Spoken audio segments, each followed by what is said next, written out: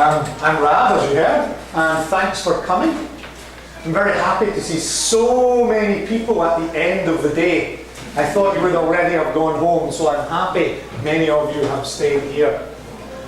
The lecture I'm going to do today, it's a kind of mixture of two lectures I did before. In February, March this year, I did a short lecture for TED and TEDx Tokyo. And last week, down in Kobe, I did a tech workshop, an educational technology workshop for JALT down in Kobe. So today is a kind of mixture of those two things together, plus a little bit more. So hopefully you guys will enjoy what we're going to do today. So the first question I want to ask, how many people have iPads? Galaxies? iPhones? Androids? If you take them out, you can probably use them in this session today. Okay, someone's got one already? Good, good, good. So later on today, I'm going to put some things on the board where you guys can actually access a site and you can add some stuff as my way of demonstrating some of the things that we can do with technology. So, to start with, we're looking at this really old style computer. I put that there on purpose because that's a metaphor for what I see educational technology in the Japanese state schools. I have two sons. The oldest one is 10 and the younger one is 6. And we live in the mountains, halfway between Hanno and Chichibu, totally in Inakaville. And my son goes to the local school. And there's not many children in the school. There's maybe 70 children in the local elementary school, very small school. But for 70 children, that school only has 6 computers. Only. They're all in the library, not the classroom. They're all really old desktops, Windows, and they kind of look not too different from this. And for me, that's terrible that these children are so behind in technology. And my son comes home, and I used to have an iPad because he's stolen it. He needs it. It's my iPad, Daddy. So he's got access to my iPad. They've got access to my iMac, my Mac Pro, my laptop. They have more educational facilities in my house than they do at school. And this is probably true for most of you who have children. Most of you probably have better educational technology in your house than you do at school. Who are the people who have iPads? iPad people? Most Japanese schools, private ones maybe, but national Japanese schools don't have iPads. If you have children at home, your children have access to an iPad that they don't have at school. And that's completely the wrong way around. I think schools should have this kind of stuff. Now, international schools in Japan, many of them have this kind of thing. There's a school behind ICU called ASIJ, American School in Japan. Every elementary school kid at ASIJ must have an iPad. Every single kid. Junior high and high school kids must have a Mac laptop.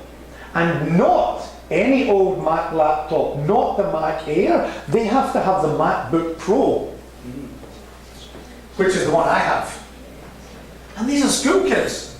And they must have the same professional equipment that I have as a university teacher.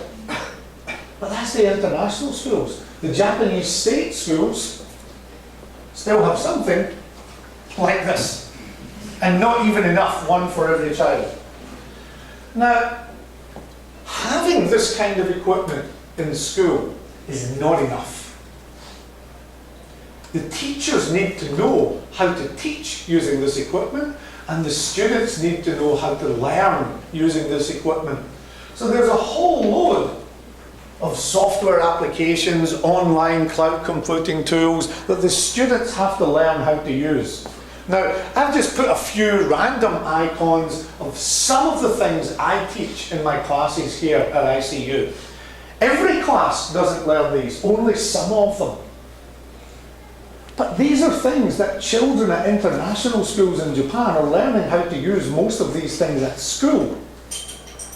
And when they come to university, they have a big advantage because they already know how to use many of these things that students coming from the Japanese state school, like my children, wouldn't know how to use. Now, my children are lucky. They live with me. Of course, they're going to learn how to use these things. But what about the children in their class who don't live with me? They're going to be really disadvantaged when they go to university or when they go to find a job that they don't know how to use all of these tools. How many people know what this is? Wow, impressive. Okay, how about this one? Very few. Okay, and I could go through the rest, but we can see the idea that some of these are very new for you guys, and they shouldn't be. These are all the kind of things that academics, junior high school, university students should be using all of these things. Now, of course, I use them in my class. In my class, I have a special approach for teaching these things. I call it EMP, Educational Multimedia Projects, where my students are using laptops, using iPads, cameras, videos, editing the videos, putting them up on YouTube. I'll show you examples of some of the things my students do a little bit later on. So, those of you who are interested in taking something away from this, this is the URL of the talk that I did at TED, where many of the things I'm saying today were in that same talk. So if you want to watch this again later, this URL will take you to TED's YouTube page. And my talk on educational multimedia projects is there. So again, if you visit that URL, and it is case sensitive, so you need to have a capital P and a capital P. It is case sensitive. If you don't put the capital P's, the bit.ly shortener doesn't work. But that will take you to the TED Talk online. Hey, anybody? Any stopping that? Okay, let's move on. Okay. EMP, Educational Multimedia Projects. These are the kinds of things that students see when they go online. They see videos on websites, they're watching videos on YouTube. Probably one of the few places where they're not seeing this kind of stuff is at school. But that's where they should be seeing these kind of things. Because school is supposed to be preparing them for life. Whether it's working life or higher academic life. And in our life now, whether you like it or not, this is the internet age. It's not going away.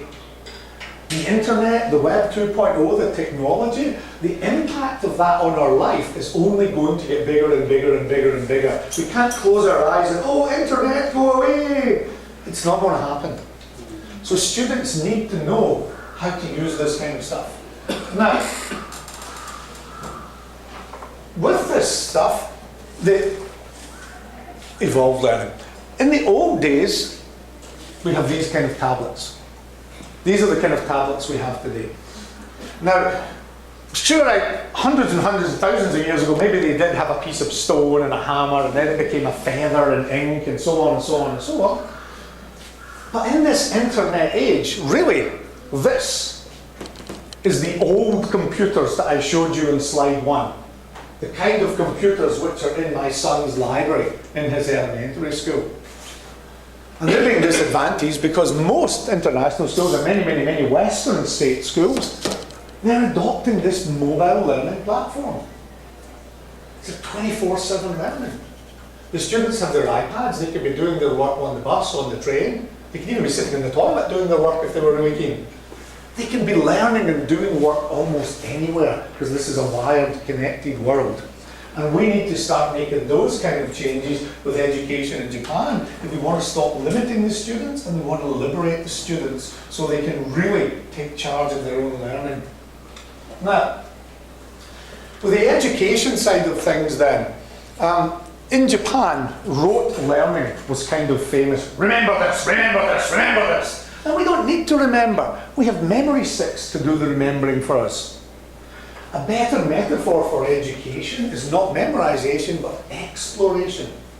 Students need to think new thoughts, understand new ideas, and develop their own thoughts and ideas. And as teachers, our job is to guide them, to point them in the right direction. But we're not going to do the thinking for them. Students have to think for themselves. The technology will not do the thinking for the students. The technology just helps them do things quicker. Students still need to think for themselves. Technology is very useful in building websites, making videos, searching for information, doing labour-intensive tasks in a quick way. The technology is very good. But students do still need to learn how to think, and especially they need to learn how to use the technology. If I give you a compass and I say, where is Bakayama? If you don't know how to use the compass, it doesn't help you find Bakayama. So they do need to learn how to use the technology. Now, from a teaching point of view, in the old days, teachers just needed to know information. I have information. The American Civil War was 1860 to 1865. Remember this. And it was just transferring information. It was boring, boring, boring. And then pedagogy came along. And teachers had to understand that we have to teach in a better way to make people remember. The way of teaching was important. But now educational technology has came along, and that's blending the content, the pedagogy, and the technology together. And it's connecting everything together. It really is improving the way that we do things in a modern teaching world. One of the examples of that would be, everyone has seen one of these old, this is a VCR cassette. You remember those big black plastic things? I think most people in the room remember them. If I had a video on a VCR cassette and I wanted my students to watch this video, I would have to play it in here, put in the VCR, and watch it in class. Because I could not make 25 copies of the tape. It would take too long and the quality would go down, so I would have to let the students watch it in class. But these seats are not very comfortable. And maybe you get a little bit bored and sleepy. Maybe you need to go to the toilet. And you would miss part of the movie. It would be better if I got the students to watch the movie at home and then come to class. And in class we can discuss the movie, talk about the movie, but how to give 25 of these, one to each student. The technology stopped pedagogy. But now with the technology, the VCR, no one uses anymore. We have a DVD, and we can make a digital copy of the DVD. We can put it online to Dropbox, to Google Drive, YouTube, Vimeo, any one of a host of online places, and send the students a link. So the students can watch it at home, and then come to class and do a deep discussion on the video. Because at home, the students can sit down in a relaxing chair, they can order pizza, they can be drinking Coke and relaxing, pause, go to the toilet, pause, Facebook with their friends, and they can consume the movie in a relaxed way so that after, when they come to class, there's a good discussion. The technology is helping the pedagogy deliver the content. This is what should be happening in most modern teaching. Now, how about thinking? Well, as I mentioned before, the students do still need to think. The students do need to take this little acorn of an idea. So maybe he has an idea about researching American history, French politics, Japanese economics. They have an idea of what they want to do their research on. And the technology helps them expand that acorn into a bigger tree. He could take this idea and write a paper on the idea. And from the paper could develop a presentation. And from the presentation could come a lecture. From all of that could come a book or a website. We can grow those students' ideas into something much, much, much bigger. In fact, 2 of my students this year Last year, they had an idea for a paper. They wrote the paper, they gave the presentation. This year, they came to Bangkok with me to present at an international conference. And one of those students, many people after the conference said to me, that student's presentation was the best presentation at the conference. And I said, of course, she's my student. She learned from the best. But now, she's been accepted to do a master's at Todai. And she's set up an NGO between Japan and China because she started with a small idea, and that small idea grew into something really big. That kind of thinking, technology will not replace that, but technology can help that thinking to develop. So, there's some problems with technology as well. Everybody goes on the internet, they look for information, and they go, wow, so much information. Where to start? And then this happens. Too much information. And students don't know how to handle all the information. So one of the things that we should be teaching children is how to handle the information. How to decide if this is good information or bad, true or false. How to organize, how to share.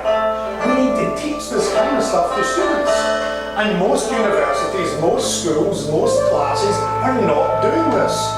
Now, the way to handle information so that you can get to exactly what you want is a really important information literacy skill.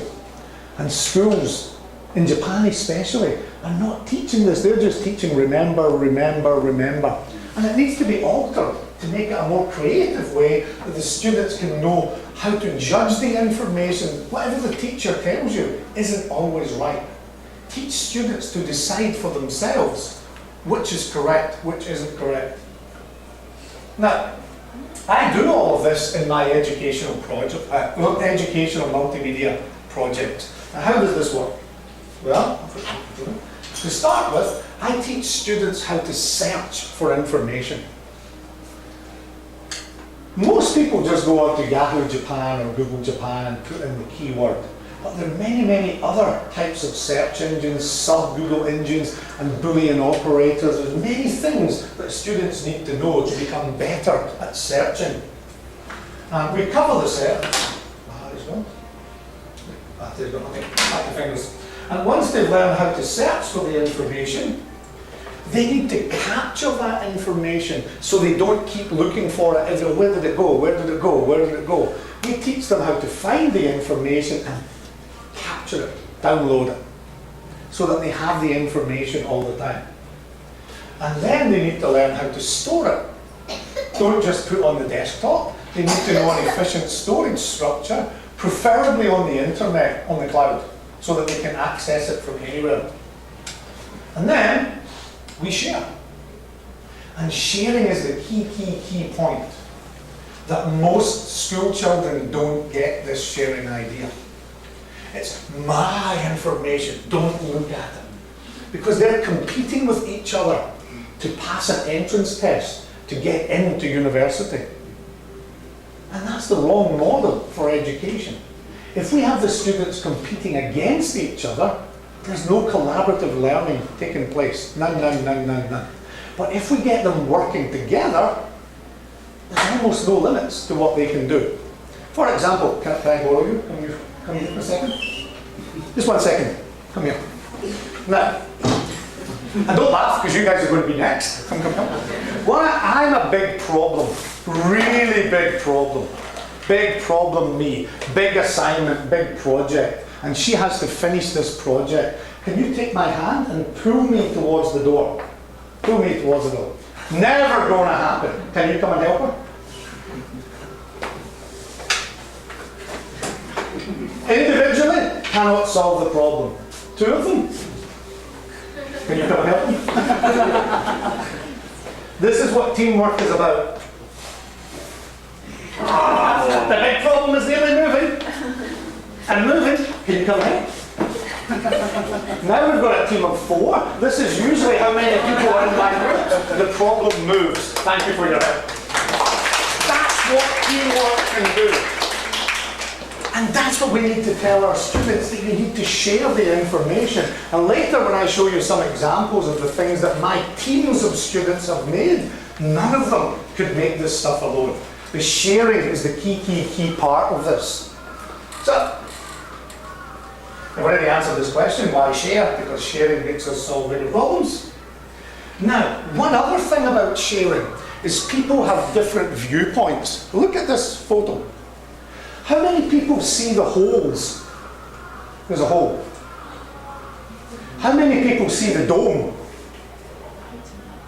You're both right. These can look like domes, or they can look like holes. Different people see different things. Now, for example, if I hold this here,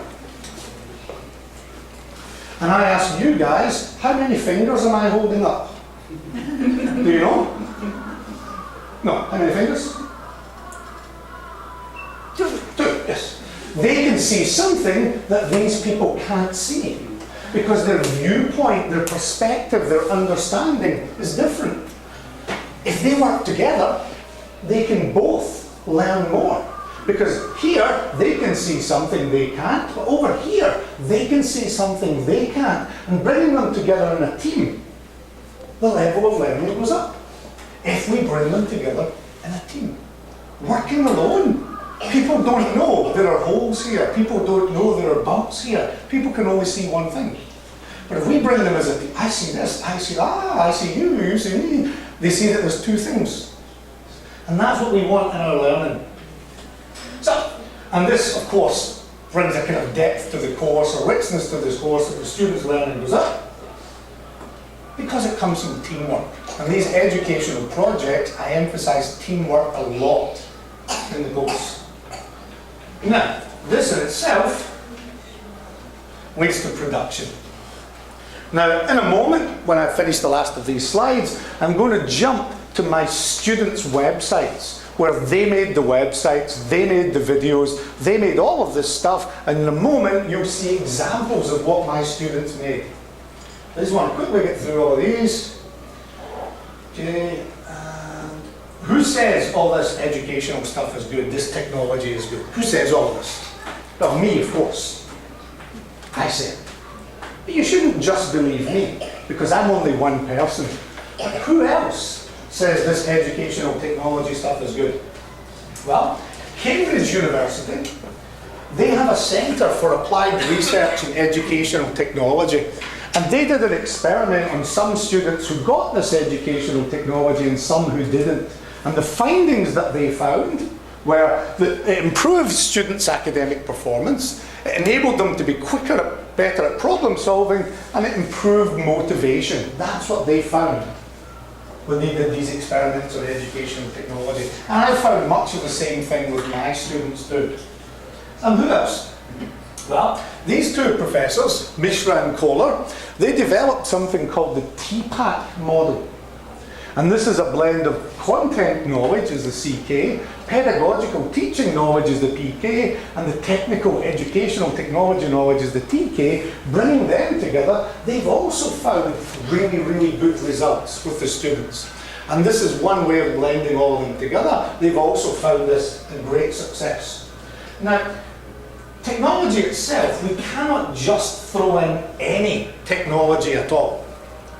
How many people are familiar with the SAMR model? Anyone familiar with the SAMR model? This is a model to help us decide whether this technology is good and we should add it, or whether it's not so good and we should leave it out. In the SAMR model, the first level is substitution. And if the technology just does what something else does, it's only substituting. We are using Google Maps to find the capital of Canada instead of looking in a book. There's no real point. It just does the same thing. If the technology is only substitution, it's not so good. But if the technology is augmentation, that the technology can do something extra, and Google Maps can tell you the distance between, say, Vancouver and Quebec, and Atlas can't. The atlas, you need to get a ruler and measure and check on the scale. So augmentation, there are some ways where Google Maps is more efficient than the atlas. Moving higher up the model, modification, where the task that we give to the students in the old days, where is the capital of Canada? How far is it from Vancouver? That would be an old task. But here, we can modify the task and change the task because Google Maps can do many things the Atlas can't. And at the highest level is redefinition. We can totally change that task. And we can get the students to make a guide to going from Vancouver all the way across to Ottawa. And they can put pins on the Google map and they can upload their own photos. And we can totally change the task that we've given the students. If the technology checks all of those boxes, it's a technology we should add to the classroom. If it only checks one or two, maybe we don't need to bother. Now, these are a group of my students, and we're going to see some of their websites in a little while. And these guys were mainly Japanese returnee students from a bundle of countries. And these are all the countries that these students had studied in before coming to Japan. So they had a huge wealth of international study experience. And almost all of those students, they found it very easy to use the laptops, the computers, the iPads and so on, because they came from an educational system where this was normal. And we can see that is a very diverse group of countries that these students have lived in. And like that, they adapted to using the technology in the classroom in a way that some of the other students who were coming from the Japanese educational system had real problems in dealing with this technology. Now, I wanted them to make a video. So, I don't know how many people have seen this video. Here's for the crazy ones. The misfits. The rebels. The troublemakers. The round pegs in the square holes. The ones who see things differently. They're not bound to rules, and they have no respect for the status quo. You can quote them, disagree with them, glorify or vilify them, but the only thing you can't do is ignore them, because they change things. They push the human race forward. And while some may see them as the crazy ones, we see genius. Because the people who are crazy enough to think they can change the world are the ones who do. So this was a very famous Apple advertisement, using all these famous genius people with the famous actor doing the voiceover. Very famous. And some of the film clip is very old, black and white film from a long time ago. And I wanted to show my students that this kind of movie is easy to make. So I took some video of my students, and this was an actor reading out the words here, Richard Dreyfuss. But originally it was Steve Jobs. So I took the original Steve Jobs voiceover and I added my students' clips and I changed them to black and white and I slowed them down. And I made this. And this showed my students what they could do. The crazy ARW ones. These are my students. Here's to the crazy ones, the misfits, the rebels, the troublemakers, the round pegs in the square holes, the ones who see things differently. They're not fond of rules, and they have no respect for the status quo. You can quote them, disagree with them, glorify or vilify them, but the only thing you can't do is ignore them, because they change things.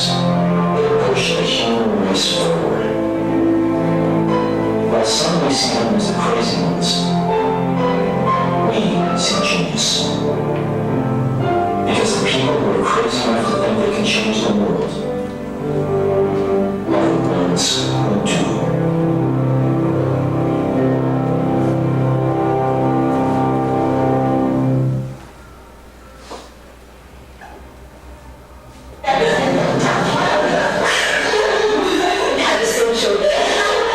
That was them.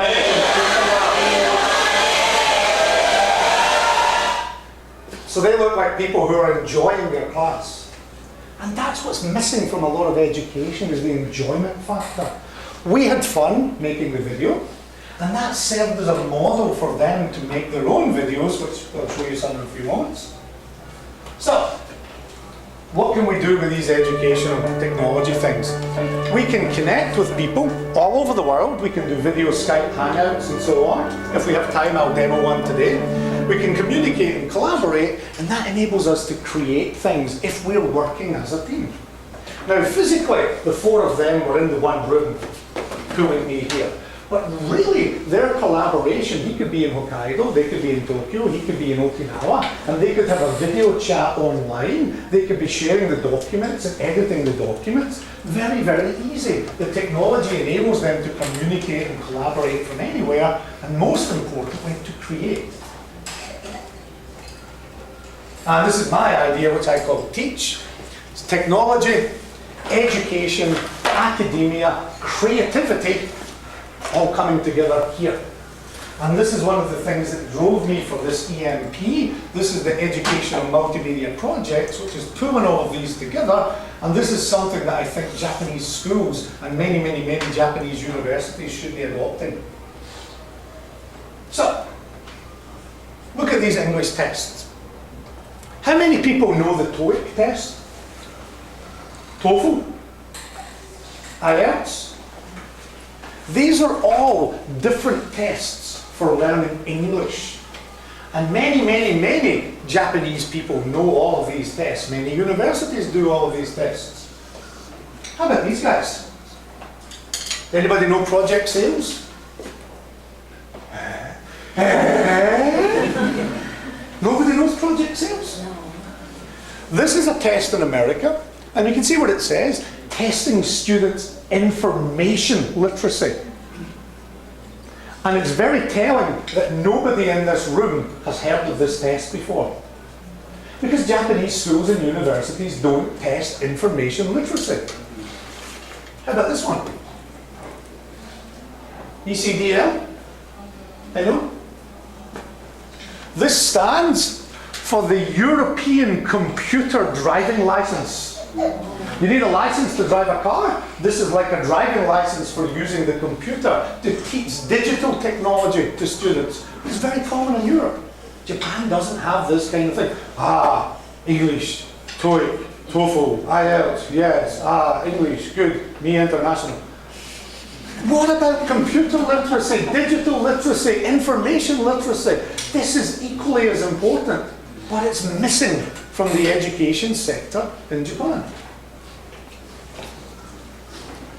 Now, getting to the end of the slides, I just want to give a big thank you to my ARW1 students for allowing me to put their video in today's presentation, and it'll be some of their websites I'm going to show you in a moment. And the majority of the slides and the video clips, they're either mine or I bought them from iStock Photo. And this is also part of information literacy, digital literacy. You cannot just take a photo from the internet, put it in your slide and say, aha, finished. You're stealing the photo. Just as if you'd went into someone's house and took the photo from their desk and walked out. Downloading the photo from the internet without permission is just as bad. And this is something that you learn in an information literacy course, that you have to give a credit for where they came from, even if you've bought them, like I have. And I use Keynote, iMovie, GarageBand to make all this stuff. So, let's get out of here. I'll show you some other bits and pieces. This is a website that my students made. And there are 3 students in the group, and one of the students was writing about abortion, one of the students was writing about death penalty, and one of the students was writing about xenotransplantation, all very negative, very bad, kind of dark things. So they designed the website to be very black and very dark.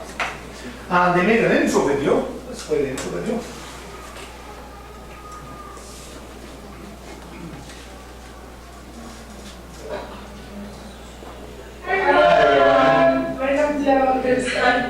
Our theme is back on the It's our outside. So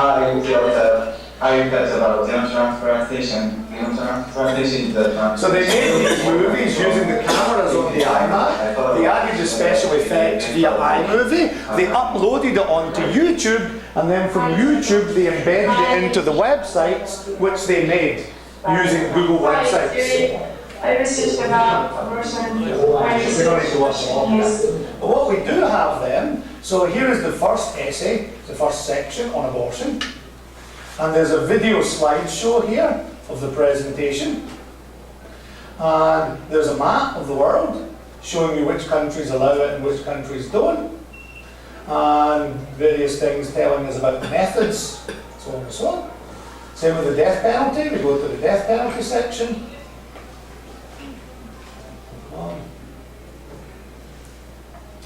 And the death penalty section, when it loads, also there's a slideshow with the students speaking over the top of the slides, telling us what's going on. And then underneath there's a map here, showing which countries have the death penalty.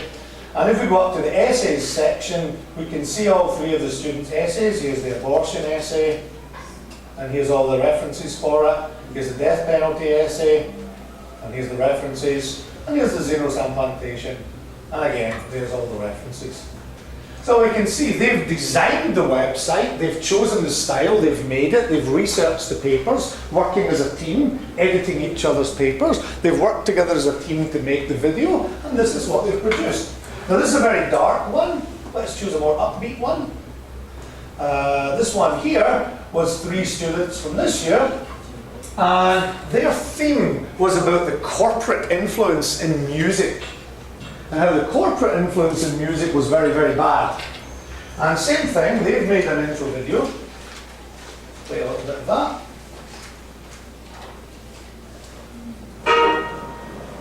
So one of the girls was learning traditional instruments. Another one was a singer and guitarist. And Jokey's the dancer of the group. So this is their song, they wrote the lyrics, they made the music. And he's doing the human beatbox thing as well. Makes you want to dance, yeah?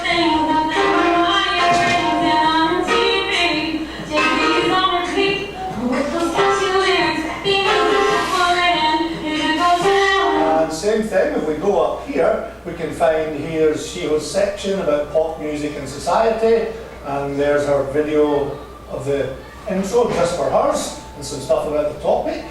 We go down to presentation. She made a slideshow. We can go through the slides and we can hear her explaining what's going on. And the paper is also here. Let's see if I can move the paper. Yep. And there's the ARWS coming up. So here's the essay here. And there's all the sources at the end. And same thing as the one on the Koto, and then here's the hip hop one down here. Again, so here's some intro videos about hip hop and stuff. And here's his presentation here. Here's his paper here. Okay, so let's go down here. Okay. You can see here, there's all the paper here. And at the end, at the bottom, he's got all the references somewhere. A little bit too far. There's all the references that he used for writing the paper. So again, the students could choose any topic they liked. And students who were working on a similar topic, they became a group, making the website, making the slides, making the video, a total multimedia learning. They had a document online that everyone is sharing. They even used surveys, Google Forms, that everyone can complete the Google Forms. And they made the website as a team as well. All 3 of them are the webmasters of that website. Everything about the design is their idea, not mine. I just showed them the tools, how to make these things go.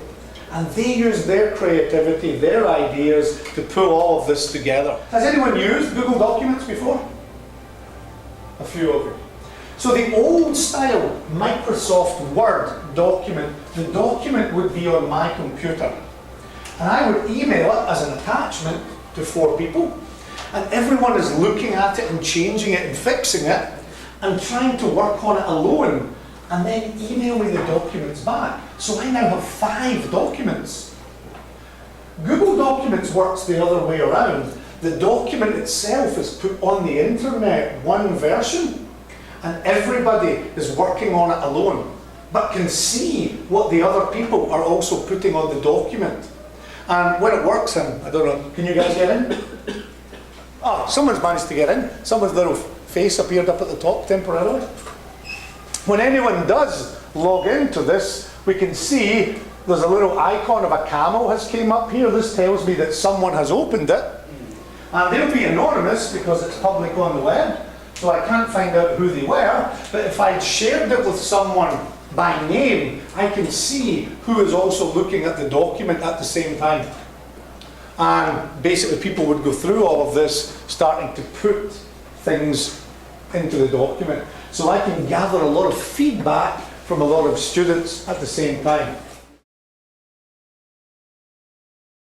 This one might be easier because this one is an online Google survey. Let's see if anybody can log into this.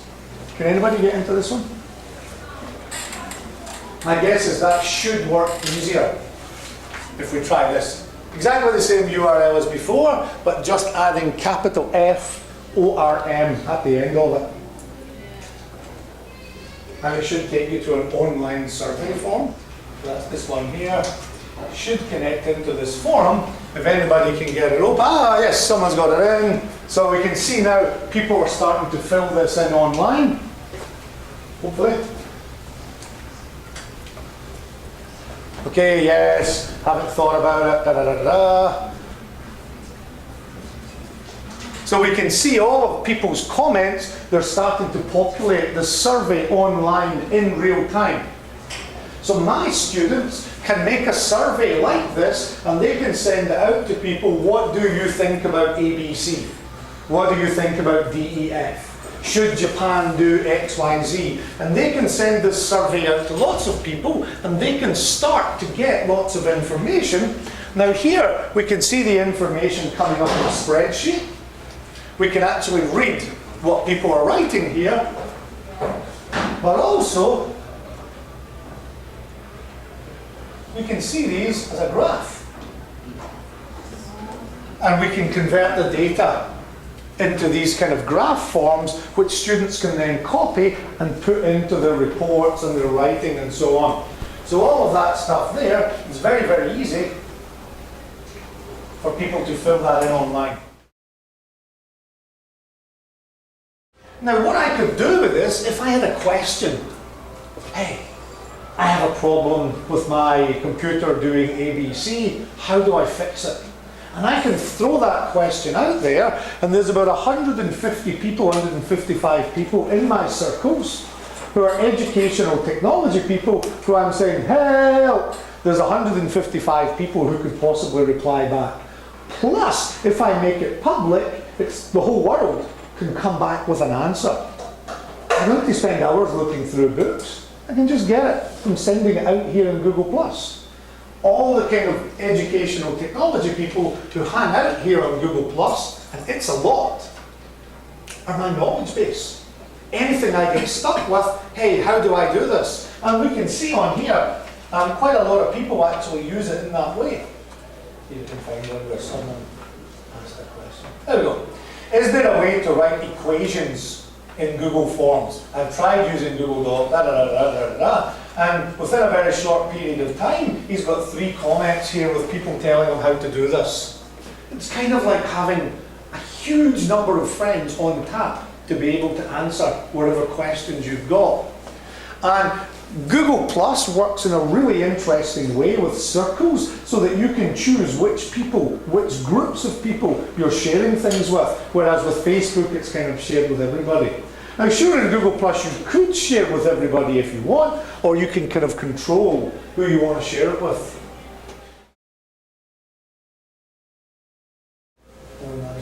Oh, we've got a whole lot more now.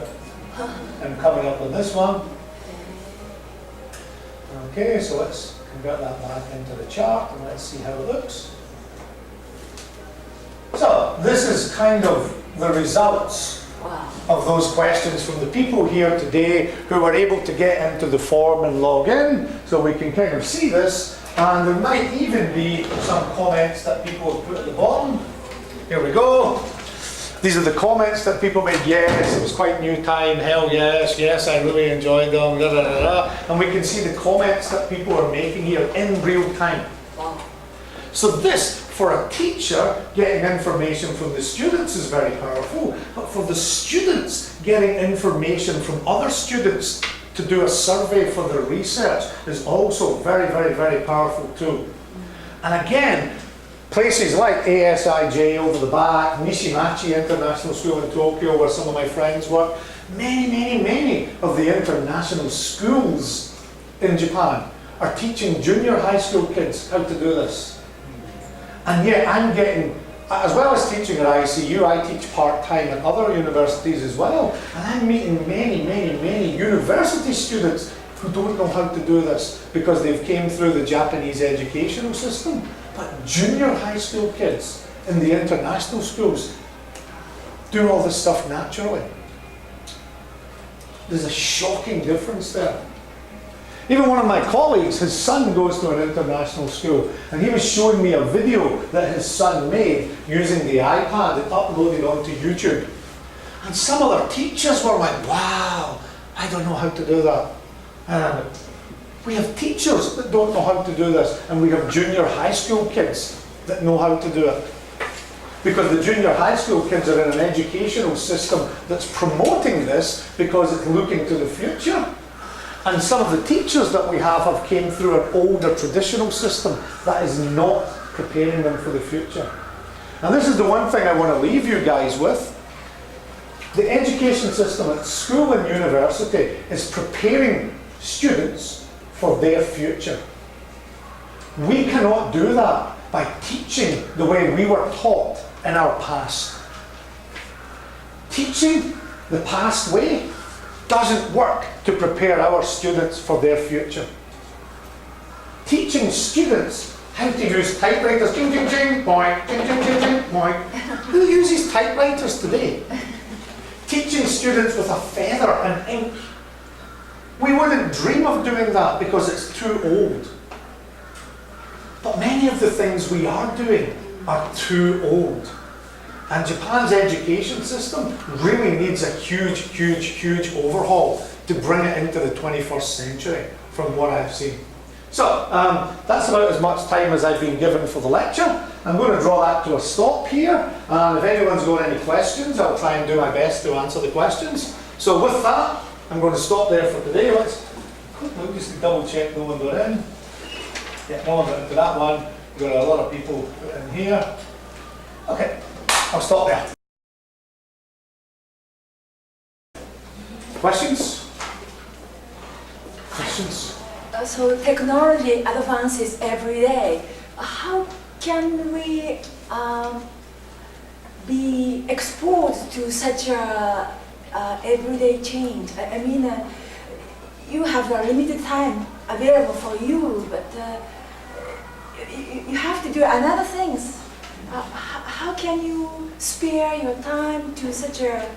The technology enables me to do things much quicker.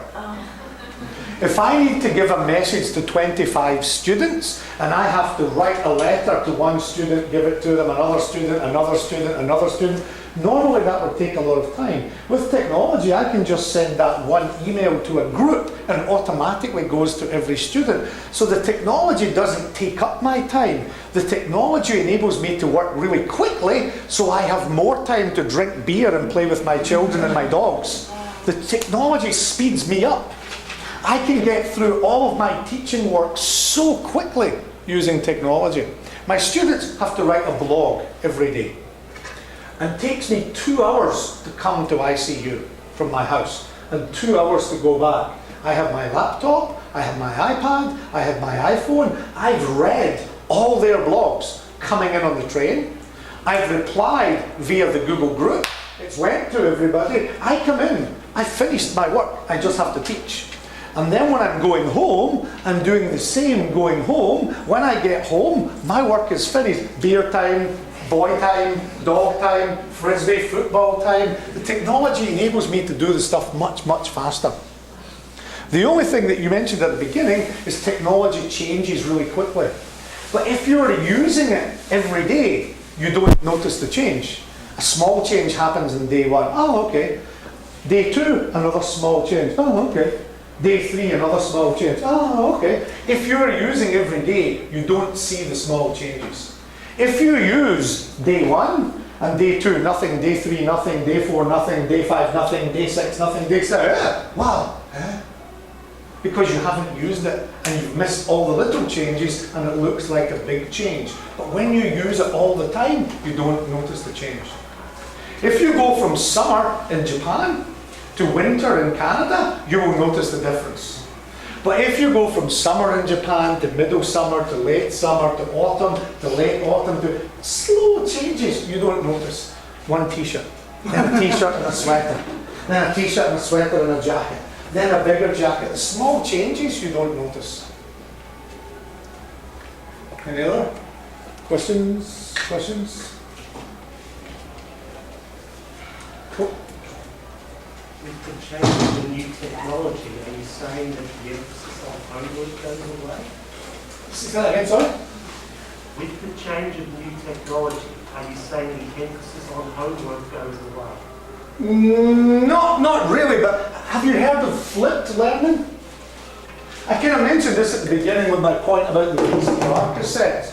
But in the past, homework was the creative stuff. Go away and write a paper. Go away and make your presentation. Well, the making of the presentation, the writing of the paper, these are things that shouldn't be done as homework. They should be done in the classroom with the teacher there to help the writing of the report, the making of the slideshow, or so on and so on and so on. The stuff that should be given as the homework is the passive things. Read the book for homework. Watch the movie for homework. We don't need to subject students to watching a movie in class. We don't need to say, right, 25 people, get your books out and read it now. And everybody's silently reading. That's a waste of precious teacher time when I can be helping them do stuff. So flipped learning is making the homework the passive, reading and watching, and the active things which used to be the homework, bringing into the class where the teacher is there to help them make a better product, if you like. So homework doesn't go away. It's just changing where we would do the things that were traditionally thought of as homework. Any others? Questions? What do those from Japanese school have to do to enhance their information literacy? Well, I'm speaking about my son's school because that's the one I know the most, but also one summer I was in charge of the foreign students culture program here, and we took them to visit another Japanese school nearby. And from what I know from chatting to friends, most of them don't have Wi-Fi.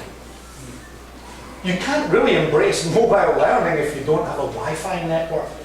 And if these schools were to get the students to bring iPads and laptops, it wouldn't be any good unless they also have Wi-Fi to connect to the internet, to connect to the information which is out there. So the first thing the schools would need to do is set up a Wi-Fi network.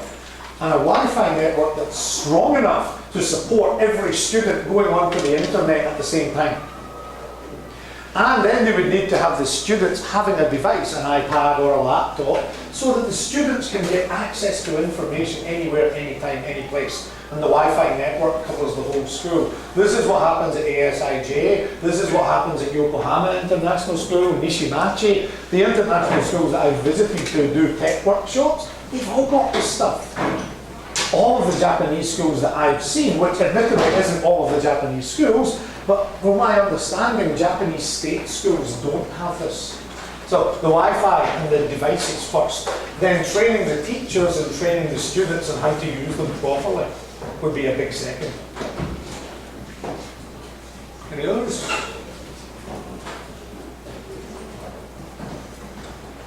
I guess with that we're finished. Thank you very much.